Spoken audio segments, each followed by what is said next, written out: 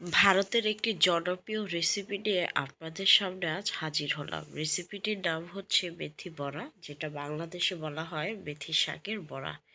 চলুন রেসিপিটি তৈরি করে নেওয়া যাক।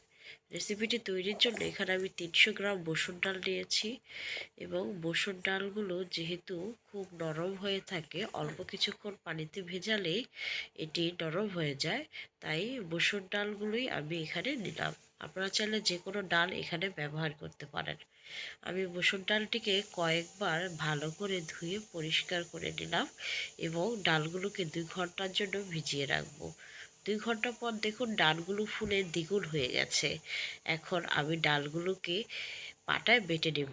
আপনারা সবসময় চেষ্টা করবেন পাটায় বেটে নিতে, তাহলে খেতে অনেকটাই মজা লাগবে। এখন আমি এখানে সামান্য পরিমাণে মেথি শাক কুচি করে নিয়েছি, দিয়ে দিলাম ধনেপাতা কুচি, পেঁয়াজ কুচি ও কাঁচামরিচ কুচি, এবং 1 চা চামচ পরিমাণ লবণ দিয়ে, এবং সাথে দিয়ে দেব সামান্য পরিমাণ হলুদ ও মরিচের গুঁড়ো দিয়ে ভালো করে শাকের সাথে মশলা এবং পেঁয়াজ, কাঁচামরিচ, ধনেপাতা ভালো করে মিশিয়ে নেব।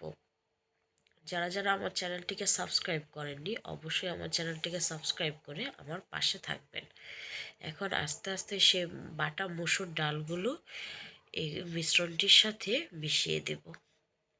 যারা যারা ফেসবুক থেকে আমার ভিডিওগুলো দেখেন, তারা অবশ্যই আমার পেজে ফলো রাখবেন এবং একটি করে লাইক দিয়ে যাবেন। এভাবে মুট করে দেখবেন যে ঠিক আছে কিনা।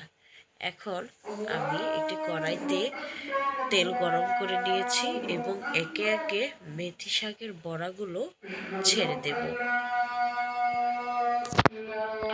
বড়াগুলো ভাজার সময় সবসময় চেষ্টা করবেন ডুবো তেলে ভাজার জন্য, কারণ ডুবো তেলে না ভাজলে বড়াগুলো ক্রিস্পি হয় না।